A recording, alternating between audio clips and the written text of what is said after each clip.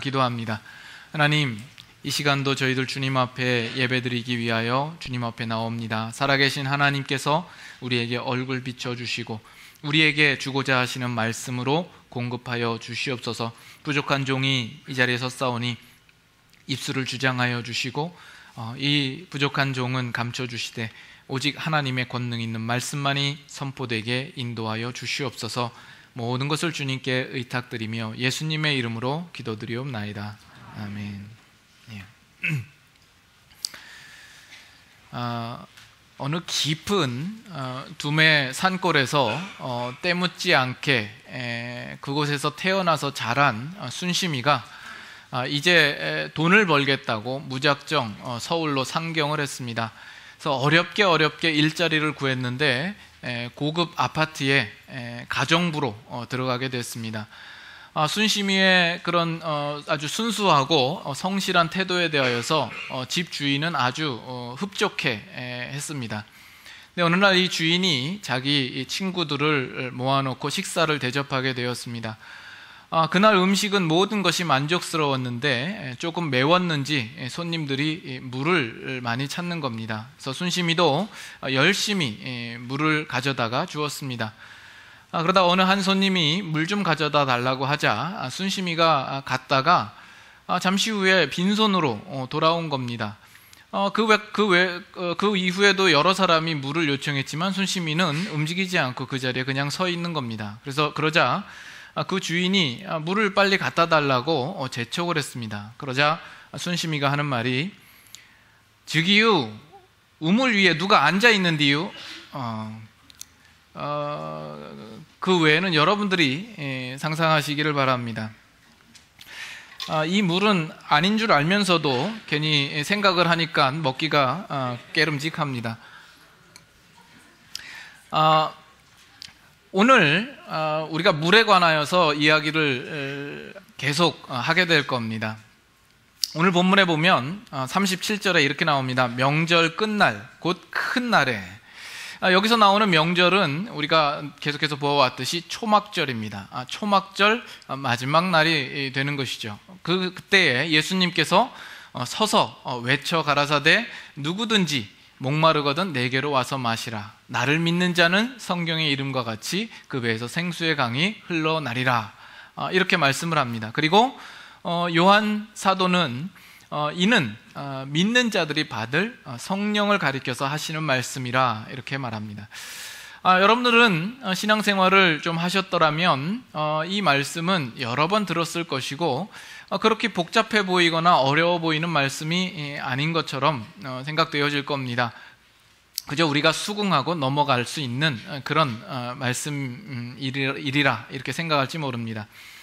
그러나 이 본문을 그냥 읽는 대로 이해하는 것과 이 본문 속에 나타난 어떤 상황과 배경을 우리가 알고 이해하는 것과는 분명히 차이가 있으리라 봅니다. 여기 보면 예수님께서 이 말씀을 하실 때 사람들을 모아놓고 조용한 가운데 그들을 가르치듯이 말씀하신 것이 아닙니다. 본문에 보면 예수님께서 서서 외쳐 이르시되 이렇게 이야기를 합니다. 좀 예수님의 생뚱맞은 행동이요 발언처럼 보입니다. 그러나 예수님께서 그 자리에서 서서 외치셔야 했다라는 것은 그렇게 하셔야 할 만한 분명한 이유와 목적이 있지 않았을까 우리가 생각할 수 있습니다. 오늘 읽은 이 본문은 그 당시에 이 초막절에 대한 이해가 없이는 우리가 이 본문을 옳게 이해하기가 어려울 것입니다. 당시 이 초막절 의식 가운데는 물 붓기 의식과 또 빛 세레모니가 있었습니다. 오늘 본문은 그 물 붓는 의식에 관련되어져서 이 본문이 있는 것입니다. 예수님이 그 빛에 대한 말씀도 빼놓지 않고 하십니다. 8장 12절을 한번 보시면 거기서 하시는 예수님의 말씀이 예수께서 또 말씀하여 이르시되 나는 세상의 빛이니 나를 따르는 자는 어둠에 다니지 아니하고 생명의 빛을 얻으리라. 그래서 예수님께서 그 빛에 대한 말씀도 하십니다. 그러나 오늘 본문을 볼 때에는 그 물 붓는 예식, 그 의식과 관련되어져서 우리가 생각을 해보아야 할 것입니다. 먼저 우리가 레위기 23장을 먼저 잠깐 찾아보시죠. 거기 보면 초막절에 대한 규례가 나와 있습니다. 레위기 23장. 오늘도 성경을 좀 여러 곳을 우리가 함께 찾아보게 될 겁니다. 성경을 가깝게 하시고 잘 찾을 수 있도록 그렇게 해주시면 좋겠습니다. 레위기 23장 34절. 23장 34절 제가 읽습니다. 이스라엘 자손에게 말하여 이르라. 일곱째 달 15셋 날은 초막절이니 여호와를 위하여 이레 동안 지킬 것이라. 첫날에는 성회로 모일지니 너희는 아무 노동도 하지 말지며. 36절 다 같이 읽습니다. 이레 동안에 너희는 여호와께 화제를 드릴 것이요 여덟째 날에도 너희는 성회로 모여서 여호와께 화제를 드릴지니 이는 거룩한 대회라. 너희는 어떤 노동도 하지 말지니라. 그래서 이 초막절은 안식일로 시작해서 2일 동안 지키도록 명하고 있습니다. 그래서 7일 동안 지켜지는 절기입니다. 그런데 오늘 이 레위기에 보면 여덟째 날도 성회로 모이라 말하고 그날은 거룩한 날로서 안식일이 되는 것입니다. 그러면 오늘 본문에서 명절 끝날, 곧 큰 날이라고 했는데 이 날은 일곱째 날을 가리키는 것일까요? 아니면 여덟째 날을 가리키는 것일까요? 여기에 대해서는 잠시 후에 여러분들과 함께 또 나누도록 하겠습니다. 먼저는 여러분들이 이 초막절 의식이 어떻게 거행되었는가 하는 것을 먼저 아셔야 됩니다. 예수님 당시 유대인들이 행했던 이 초막절날 의식이 있었습니다. 이 의식은 7일째, 일곱째 날까지만 행했고 여덟째 날에는 사실 그 안식일 날에는 행하지 않던 의식이었습니다. 이 초막절이 되면 이 대제사장은 성전 밖으로 나가서 실로암 못에 가서 그 물단지에다 물을 담아가지고 옵니다. 그래서 그 물을 가지고 성전에 들어올 때 기쁨과 즐거움을 나타내는 나팔 소리가 울려 퍼지는 거죠. 그러면 그 성전에 모인 모든 순례자들이 보는 가운데 이 제사장은 떠온 물을 가지고 제단 주위로 나아갑니다. 그리고 나서 성전에 노래하는 자들, 오늘날로 말하면 성가대죠. 노래하는 자들이 노래를 시작합니다. 시편 113편부터 118편까지를 노래를 합니다. 그리고 그 찬양이 118편에 이르게 되면 거기 함께 모인 모든 순례자 중에 모든 남자들은 오른손에는 종려나무 가지를 흔들고 왼손에는 그 해에 수확된 열매들을 들어 올리면서 Give thanks to the Lord, give thanks to the Lord 이렇게 3번을 외치게 됩니다. 그러면 그때 이 대제사장은 여호와께 드릴 그 아침 희생 제사에 포도주와 함께 그 가져온 물을 하나님 앞에 부어드리게 되는 것이죠. 이것이 초막절날 있었던 물 붓는 의식이었습니다. 이 의식에 대해서는 구약 성경이 전혀 이야기하고 있는 바가 아닙니다. 구약 성경에 나와 있지 않은 내용이긴 하지만 기원전 1, 2세기에 유대인들에게서 시작되어서 예수님 당시에 있어서는 그 유대인들 사이에서 아주 잘 정착되고 자리 잡은 의식이었습니다. 그래서 이 초막절 의식이 의미하는 바는 그들이 얻은 수확과 그 추수한 것에 대하여서 추수감사의 의미가 있는 동시에 원래 이 초막절이라고 하는 것은 이 가나안 땅에 이르른 이스라엘 백성들이 과거에 광야에 있었던 일들을 회상하기 위하여서 초막에 들어가서 7일 동안 지내는 기간이었습니다.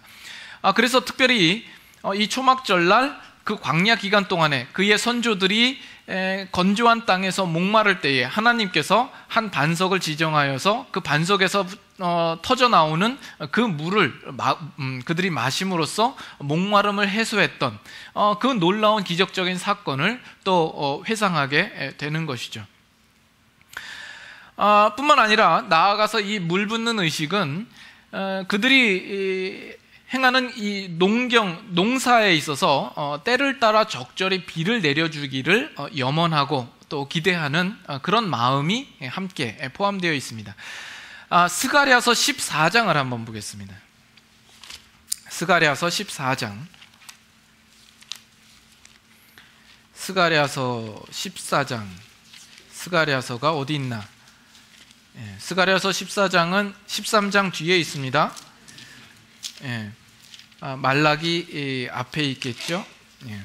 스가랴서 14장 1325페이지 16절부터 봅니다. 스가랴 14장 16절. 예루살렘을 치러 왔던 이방 나라들 중에 남은 자가 해마다 올라와서 그 왕 만군의 여호와께 경배하며 초막절을 지킬 것이라. 17절 다 같이 한번 읽겠습니다. 땅에 있는 족속들 중에 그 왕 만군의 여호와께 경배하러 예루살렘에 올라오지 아니하는 자들에게는 비를 내리지 아니할 것인즉. 18, 19절도 보면 그 초막절날 비 내림과 연관성이 있는 내용들을 말씀하고 있습니다. 그래서 이 스가랴 실제로 이 14장에 있는 이 구절들은 초막절이 시작되는 그 첫날에 낭독되어졌던 구절입니다. 그래서 그들은 초막절을 지킴으로 인해서 하나님께서 이른 비와 늦은 비를 때를 따라 적절하게 내려주시기를 바라는 그 마음들이 있었던 것이죠. 그래서 여러모로 지금 이 초막절은 상당히 이 물과 관련이 되어 있습니다. 물을 동기화시키고 있습니다. 구약 성경에 보면 물에 대한 내용들이 많이 나오는데 그럴 때마다 이 물이 가지고 있는 상징성이 있고 그 중에 일부는 축제의 의미를 가지고 있습니다. 그 중에서 중요한 구절을 하나 찾아보도록 하죠. 이사야서 12장입니다.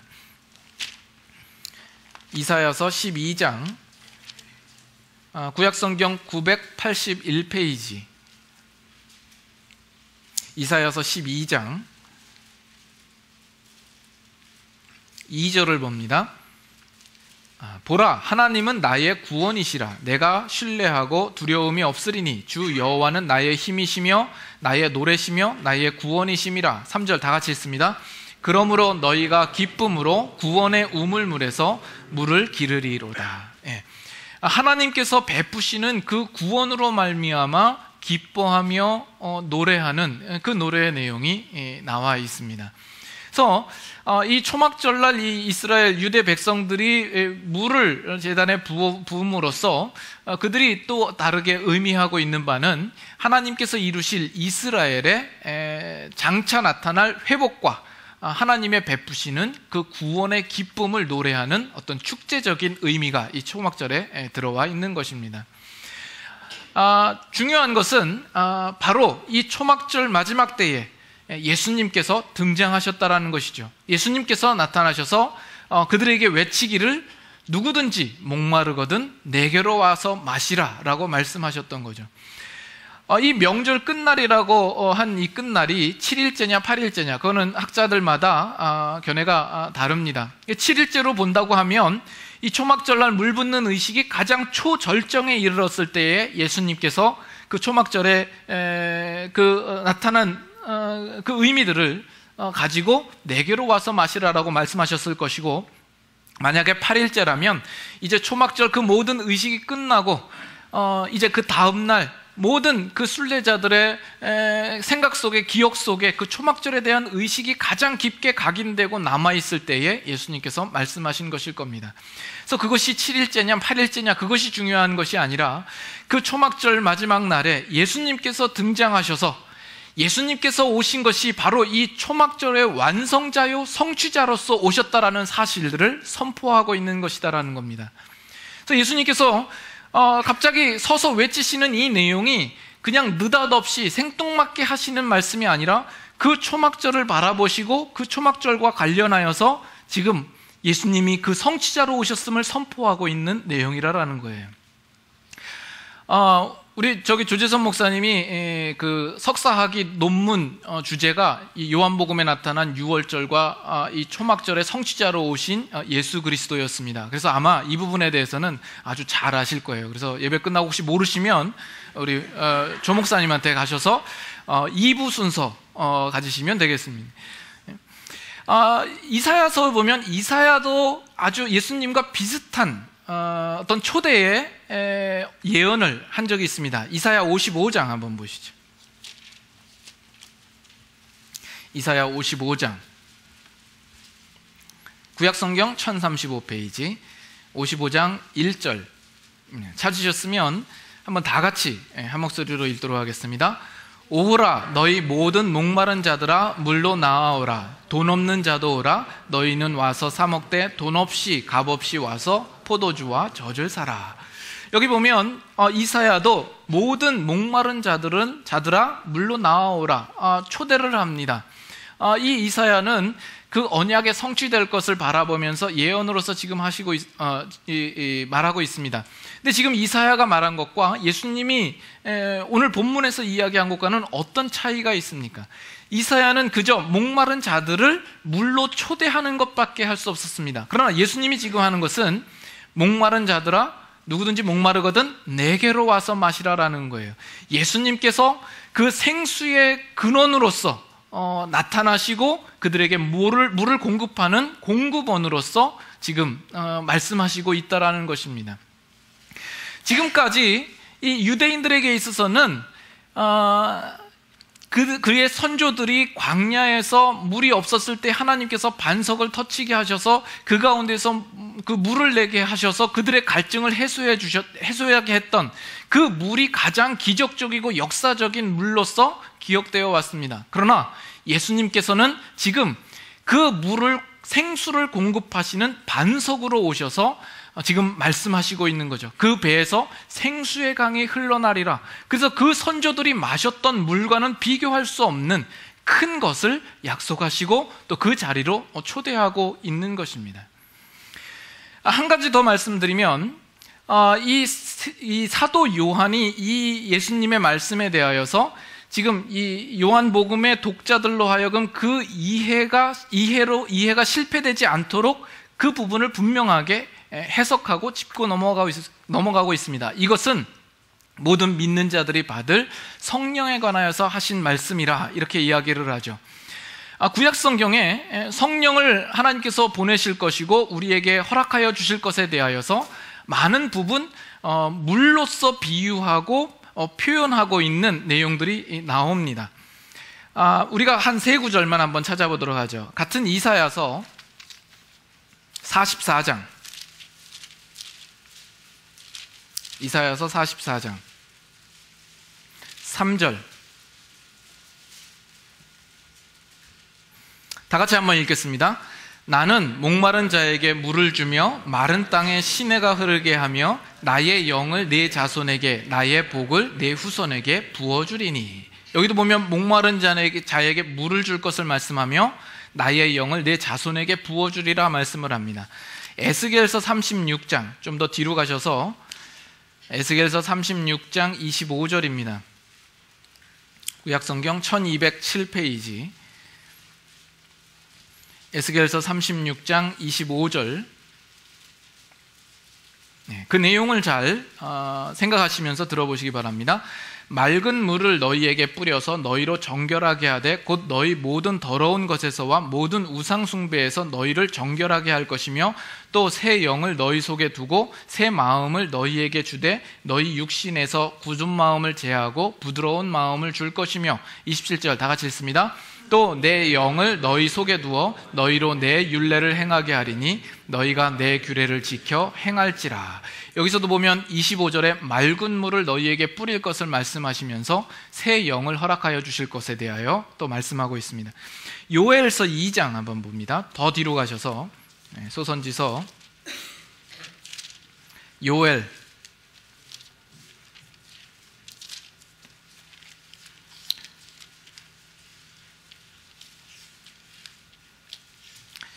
호세아 다음에 나오죠.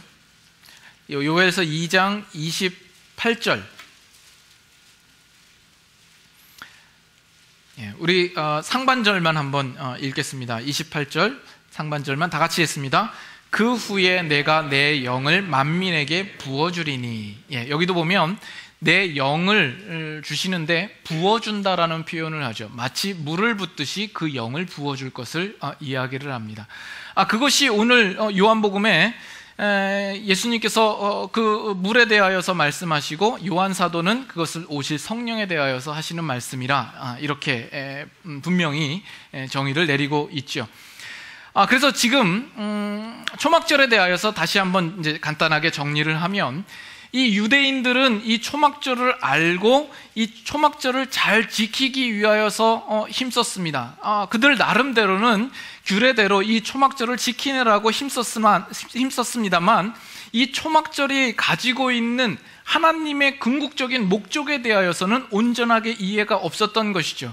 기껏해야 그들은 과거 이스라엘 선조들이 광야 가운데에서 하나님께서 반석을 터쳐서 물을 마시게 했던 그 사실을 가장 귀하고 아름다운 물로 기억하고 그것을 기념했습니다. 아니면 그들이 농사 짓는 일에 있어서 하나님께서 때를 따라 적절하게 비를 내려주시기를 바라면서 그들의 땅이 비옥하게 되고 풍작을 얻을 수 있기 위하여서 초막절을 지킨 것입니다. 그러나 그때에 예수님께서 마지막 날 나타나셔서 예수님 자신이 이 초막절의 완성이요 성취자로 오셨음을 그들에게 선포하면서 하시는 말씀인 것이죠. 누구든지 목마르거든 내게로 와서 마시라 말씀하는 겁니다. 그리고 요한 사도는 이것은 오실 성령을 가리켜서 말씀하신 것이라 분명히 우리에게 가르쳐주고 있는 것이죠. 그러나 이 성령이 오시는 것은 예수님께서 영광을 받으셔야만 오실 수 있습니다. 그 예수님께서 받으시는 영광이라고 하는 것은 예수님께서 십자가에 죽으시고 부활하시는 그 구속 사건을 두고 이야기하는 것입니다. 그래서 결국 예수님께서 지금 하시는 말씀은 예수님께서는 이 땅에 오셔서 그가 십자가에 죽으시고 부활하시는 그 구속 사역을 통해서 또 성령으로 말미암아서 예수 그리스도를 믿는 자에게 허락되는 그 배에서 생수의 강이 흘러 넘쳐나는 그 풍성함과 그 충만함에 대하여서 약속하시고 그들을 초대하시고 말씀하시고 있는 것입니다. 여기까지 이해가 되셨죠? 이 본문에 대한 이해입니다. 그러면 이제 우리는 우리의 문제로 이제는 또 와봐야 합니다. 그죠? 이렇게 알고 지나가는 정도가 아니라 제가 여러분들에게 이제 묻고자 하는 것은 여러분들은 예수님께서 말씀하신 이 약속을 받으셨습니까? 이 약속을 누리시면서 살고 있으십니까? 예수님께서 하신 말씀을 다시 한번 생각해 보죠. 누구든지입니다. 그러므로 이것은 어떤 자격이나 조건이 사실 필요가 없습니다. 어떤 실력이나 능력이 있는 자가 아니라 어느 누구나 올 수 있다라는 것입니다. 은혜로 이 자리에 올 수 있다라는 거죠. 이 누구든지 안에 여러분들의 이름이 들어가 있으십니까? 누구든지 목마르거든. 이 목마른 문제는 인간이 가지고 있는 가장 근본적인 문제가 아닐까 싶습니다. 이 세상을 사는 모든 인간들은 다 목마름에 허덕여 있습니다. 여러분 생각에 여러분들이 뭔가를 더 가지면 이 목마름을 해소할 수 있다라고 생각합니까? 이 세상에 무언가를 가지면 이 목마름의 문제를 해결할 수 있을까요? 여러분 얼마 전에도 언급했던 만수르, 세계 최고의 부호인, 여러분들이 만수르가 된다면 여러분들이 가지고 있는 갈증과 목마름을 해결할 수 있을까요? 이것이 오늘날 이 세상이 우리에게 대하여서 파놓은 함정입니다. 우리를 속이는 것이고 우리가 가장 많이 착각하는 것입니다. 여러분들은 안다라고 생각을 하죠. 그것으로 인하여서 내 목마름이 해결되지 않을 것이라는 사실을 여러분들 안다라고 하면서도 실제적으로는 여러분들의 삶은 지금 그 어떤 일부분을 성취하기 위하여서 쫓아가는 그런 인생은 아니십니까? 여러분들 생각에 좀 이제 쉬고 싶다라는 생각을 하죠. 여러분이 하시는 일도 좀 내려놓고 이제는 자고 싶을 때 자고, 쉬고 싶을 때 충분히 쉬고, 놀러 가고 싶을 때 얼마든지 놀러 가는 그런 삶을 살고 싶다라는 생각을 하죠. 그러나 여러분들이 할 수 있는 일이 있고 또 여러분들이 책임져야 할 책임이 있다라는 것에 여러분 감사하실 수 있기를 바랍니다. 여러분들이 하루 이틀 놀고 매일 놀기 시작하면 그 다음에는 뭘 해도 재미가 없습니다. 뭘 해도 그 다음엔 재미가 없는 거예요. 그래서 더 큰 재미를 찾게 되고 더 자극적인 것을 찾게 되죠. 그래서 이 미국에도 헐리우드 배우들이나 인기 스타들 보면 그들은 남들이 가지지 못한 많은 것을 가졌고 남부럽지 않은 배우자와 가정들을 가졌음에도 불구하고 나중에 보면 탈선의 길로 접어들고 마약을 접하는 일들이 다반사입니다. 그럼에도 불구하고 우리는 그들과 같은 어떤 상황에 놓이기를 바라는 마음들이 여러분 안에 있지는 않습니까? 예레미야서 2장 한번 보겠습니다. 여러 차례 말씀을 드렸지만 다시 한번 상기시키는 의미에서 보겠습니다. 예레미야서 2장, 성경이 이야기하고 있는 바를 우리가 귀담아 듣고 우리 마음에 새겨야겠습니다. 예레미야서 2장 13절 한번 같이 읽을 텐데 좀 밑줄도 그어 놓으시고 같이 한번 읽도록 하겠습니다. 13절, 내 백성이 두 가지 악을 행하였나니 곧 그들이 생수에 근원되는 나를 버린 것과 스스로 웅덩이를 판 것인데 그것은 그 물을 가두지 못할 터진 웅덩이들이니라. 두 가지 악을 이야기를 하죠. 가장 핵심적인 두 가지 악입니다. 그것은 생수의 근원 대신 하나님을 버린 것입니다. 그리고 인간이 한 것이 그들 나름대로 물을 채우기 위하여서 웅덩이를 팠다라는 겁니다. 그러나 그 웅덩은 터진 웅덩이가 되어서 채우지 못할 웅덩이다라는 것이죠. 이 세상에 있는 많은 사람들이 이 세상에 있는 것들로 채움을 얻고자 합니다. 많은 것들로 채우지만 하나님을 떠나서 죄인된 인간은 이 세상에 그 무엇으로도 채울 수 없는 상태에 놓여 있다는 것이죠. 이 목마름의 문제, 갈등의 문제는 우리의 힘과 이 세상에 있는 그 어떤 것으로도 해결할 수 없는 상태가 되어버린 것입니다. 그런데 예수님께서 오늘 본문에서 하시는 말씀이 누구든지 목마르거든 내게로 와서 마시라라고 이야기를 합니다. 그러면 예수님께서 주시는 물은 어떻게 다른 겁니까? 어떤 물을 주시겠다라고 이야기를 합니까?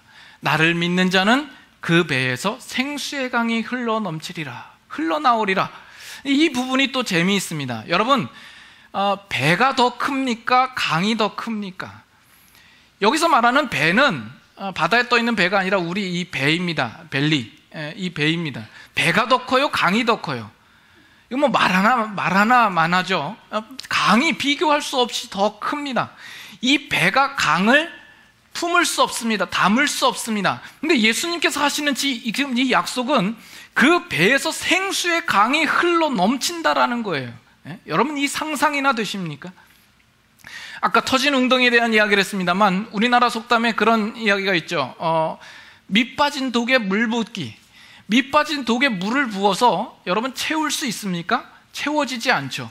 채울 수 있는 방법이 한 가지가 있습니다. 그 독을 강물에다가 빠뜨려 버리면 됩니다. 그러나 지금 예수님께서 이야기하시는 것은 그런 꽁수가 아닙니다. 예수님께서 이야기하시는 것은 그보다 더 놀라운 거예요. 그 배에서 생수의 강이 흘러나온다라는 거예요. 거기에 그치지 않는다라는 거예요. 고갈함이 없다라는 이야기예요. 끊임없이 나온다라는 거예요. 그 배에서 생수의 강이 흘러넘친다라는 겁니다.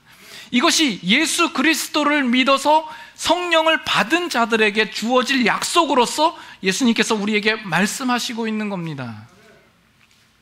그런데 여러분, 제가 말씀드리는 이 말씀들에 대하여서 여러분들이 지금 실제적으로 살아가는 삶을 보면 상당히 낯설게 들리지는 않습니까? 이질감이 있고 뭔가 좀 동떨어진 느낌, 뭔가 실제적으로 와닿지 않는 그런 말씀처럼 보여지지는 않습니까? 내가 분명히 예수 그리스도를 믿고 있고 성령을 받았다라고는 하는데 도대체 이거는 모르겠다라는 표정들 아니십니까?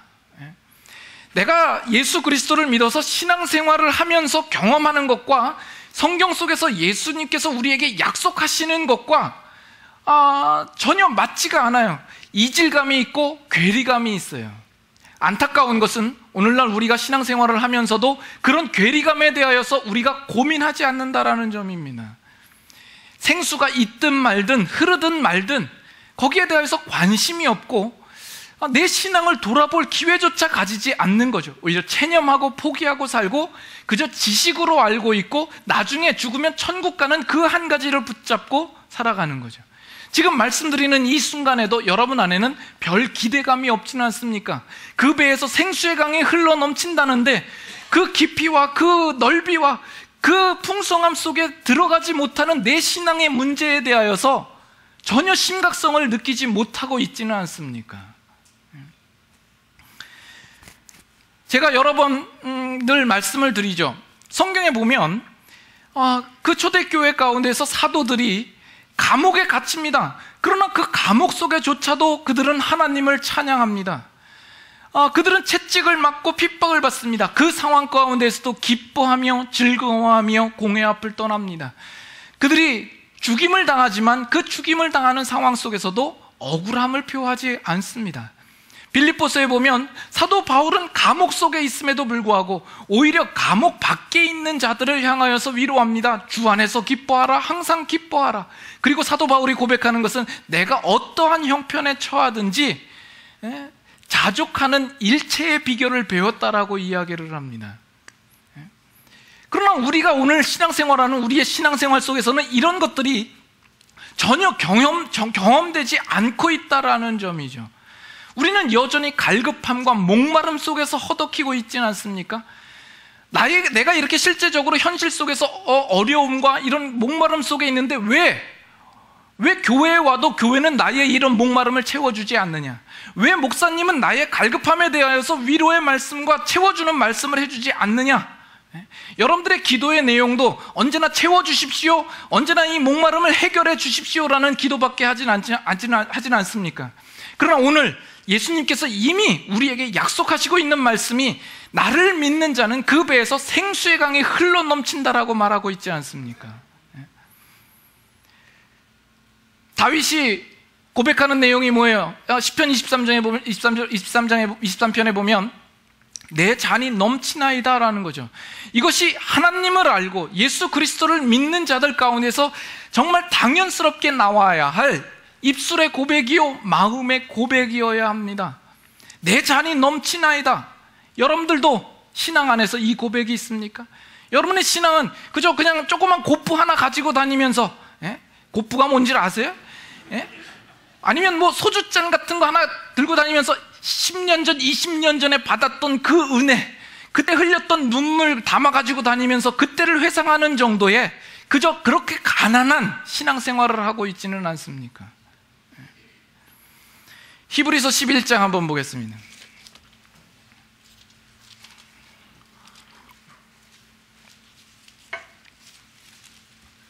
히브리서 11장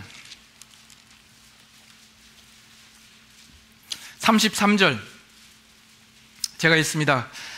11장 33절 그들은 믿음으로 나라들을 이기기도 하며 의를 행하기도 하며 약속을 받기도 하며 사자들의 입을 막기도 하며 불의 세력을 멸하기도 하며 칼날을 피하기도 하며 연약한 가운데서 강하게 되기도 하며 전쟁에 용감하게 되어 이방 사람들의 진을 물리치기도 하며, 여기까지는 그들이 믿음으로 승리를 하기도 하고 도우심을 얻기도 하고 또 그 환난을 면하기도 합니다. 그러나 그것만이 아니죠. 35절부터 보시면 여자들은 자기의 죽은 자들을 부활로 받아들이기도 하며 또 어떤 이들은 더 좋은 부활을 얻고자 하여 심한 고문을 받되 구차히 풀려나기를 원하지 아니하였으며, 36절 또 어떤 이들은 조롱과 채찍질 뿐 아니라 결박과 옥에 갇히는 시련도 받았으며, 37절 다 같이 한번 읽습니다. 돌로 치는 것과 톱으로 켜는 것과 시험과 칼로 죽임을 당하고 양과 염소의 가죽을 입고 유리하며 궁핍과 환난과 학대를 받았으니. 여기 보면 여기 나와 있는 사람들은 정말 무엇 때문에 이러한 일들을 당하는 것입니까? 그들이 가지고자 했던 것이 무엇입니까? 그들의 위협과 그 목숨을 내어놓아야 할 상황 속에서도 그들은 굴하지 않고 그것을 내어놓을 수 있었더라면, 우리가 생각해야 할 것은 도대체 그들 안에 품고 있는 것이 무엇인가, 그들이 어떤 놀라운 가치 있는 것을 가지고 있었는가를 생각해 보아야 합니다. 지금 이 히브리서 11장은 믿음장입니다. 그 구약의 선조들에 대한 내용입니다. 그들이 믿음으로 이것들을 어떻게 이겼는가라는 것이죠. 38절을 보세요.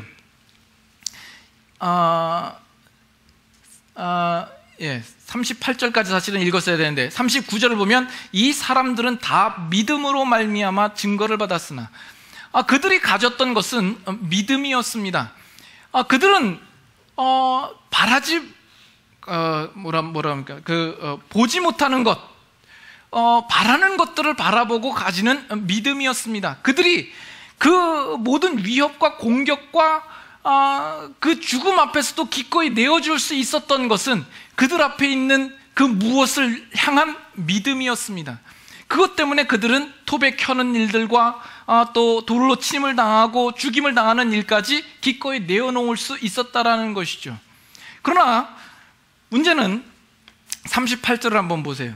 38절을 보시면 이 사람들은 다 믿음으로 말미암아 증거를 받았으나 약속된 것을 받지 못하였으니 이는 하나님이 우리를 위하여 더 좋은 것을 예비하였은즉 우리가 아니면 그들로 온전함을 이루지 못하게 하려 하심이니라. 그 사람들은 믿음으로 말미암아 증거를 받았지만 약속된 것을 아직 받지 못한 상태입니다. 그들은 그것을 다 보지 못하였지만 믿음으로 분명히 그 앞에 있는 것들이 가치 있는 줄 알고 자기의 목숨까지 내어놓았던 것이죠. 그러나 지금 히브리서 저자가 지금 이야기하고 싶은 것은 뭐냐 하면 이제 신약 시대를 사는 너희들은 그들과는 비교할 수 없이 다르다라는 것입니다. 그들이 받지 못했던 믿음의 약속들을 너희는 받았다라는 것이죠. 그래서 이 히브리서 저자가 12장 2절에 뭐라고 이야기를 합니까? 다 같이 한번 읽습니다. 믿음의 주요 또 온전케 하시는 이인 예수를 바라보자라는 거죠. 믿음의 주요, 그 믿음의 실체 대신 예수 그리스도를 바라보자라는 겁니다. 그 구약의 선조들이 보지 못했던 그 예수 그리스도를 통한 하나님의 구원의 성취를 너희들은 보지 않았느냐? 그 믿음의 주 대신 예수를 바라보자라는 거예요. 예수 그리스도께서 이 땅에 오셔서 십자가에 죽으시고 부활하심으로써 그 구원을 성취하시고 믿는 자들에게 주어질 그 영광이 이미 너희에게 허락되었으니까 너희의 지금 가지는 모든 환난과 핍박과 어려움 속에서 예수 그리스도를 더욱 바라보라라는 것입니다. 이것은 오늘날 예수 그리스도를 믿는 우리들에게도 동일하게 적용이 되는 겁니다. 이 구약의 선조들이 앞으로 올 예수 그리스도를 통한 성취를 보지 못하면서도 그 믿음을 지키기 위하여서 죽음까지 내어놓았다라면 오늘 예수 그리스도를 받고 있고 하나님의 구원의 일들을 이미 알고 있는 우리들은 그들보다 더 큰 시련과 위험과 협박이 있다 할지라도 우리들은 얼마든지 더 견딜 수 있는 그런 힘과 능력을 가진 자들이라는 거예요.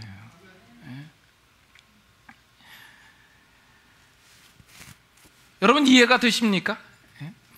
지금 예수님께서 나를 믿는 자는 그 배에서 생수의 강이 흘러나오리라라고 이야기를 합니다. 우리는 그만큼 부요하다라는 것이죠. 우리 안에 갈급함이나 목마름이 더 이상 없다라는 것입니다. 그렇기 때문에 세상이 우리를 향하여서 다가와서 우리에게 무언가를 빼앗아 가고 우리로 하여금 뭔가를 갈취하여 간다 할지라도 우리의 부요함이 전혀 손상을 입거나 우리가 그것으로 인하여서 낙담치 않을 것이다라는 것입니다. 이것이 우리가 가진 부요함이다라는 거예요. 여러분들은 좀 이렇게 돈과 물질적인 것으로 이렇게 설명을 해야 잘 이해를 하시는 것 같아요. 가령 여러분들이 돈이 많다라고 생각을 하시면 그 중에 일부를 떼어서 다른 사람을 주는 것은 뭐 아무것도 아니죠. 아주 어렵지 않게, 대수롭지 않게 줄 수 있는 것 아닙니까? 오늘날 10,000불이면 참 큰 돈이죠. 여러분들에게는 큰 돈입니다만 정말 돈이 많은 사람이라면 몇 밀리언 되는 사람이라면 그 10,000불도 대수롭지 않게 얼마든지 인심 쓰면서 내놓을 수 있는 돈이 아니겠습니까? 여러분 요즘 우리 교회 교양 과목 잘 들으시고 있습니까? 저도 요즘 근래에 좀 많이 볼 기회가 많이 없었습니다만 개그 콘서트를 보시면 만수르라는 코너가 있죠. 외교 문제로 억수로라고 코너 이름을 바꿨습니다. 거기 보면 이 만수르가 그 비서에게 로또 복권 30억짜리를 된 거를 갖다가 너 가져 비서가 너무 고마워서 받는 거예요. 그러자 이 만수르가 하는 말이, 자 자네 소박해, 이렇게 얘기하는 거죠. 물론 좀 과장됐긴 했습니다만 만수르에게는 돈이 많으니까 뭐 그것은 아주 소박하게 보이는 거죠. 최근에 빌 게이츠가 올 여름에 휴가를 간 내용이 기사화돼서 나온 게 있습니다. 가족들과 함께 휴가를 가는데 330밀리언 되는 요트를 렌트를 해서 일주일을 휴가를 보내는 겁니다. 그 렌트비가 5밀리언입니다. 엄청나죠.